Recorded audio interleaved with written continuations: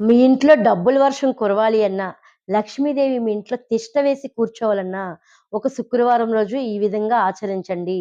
మీరు ఒక రెడ్ క్లాత్‌ని తీసుకొని, ఆ క్లాత్‌లో ఒక 100 గ్రాముల పచ్చకర్పూరం వేసి, 10-15 లోపు యాలకులు, అలాగే 10-15 లోపు లవంగాలు కూడా ఆ మూటలో వేసి, ఈ మూడిటిని ముడివేయండి. లక్ష్మికి సుగంధ ద్రవ్యాలంటే చాలా ప్రీతికరం. దానికి తోడు యాలకులు, లవంగాలు, పచ్చకర్పూరం ఈ 3 కూడా లక్ష్మీదేవిని ఎక్కువ ఆకర్షించబడతాయి.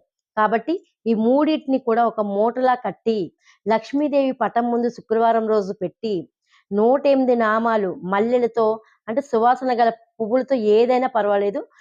కుంకం, పసుపు, ఈ పువ్వులు అలా 108 నామాలతో ఆ మూట మీద మీరు అష్టోత్తరం చదివి, దానికి ధూపం కొంచెం చూపించి, ఆ నైటంతా అలాగే ఆ మందిరంలో ఉంచి, శుక్రవారం నైట్ అయిపోయాక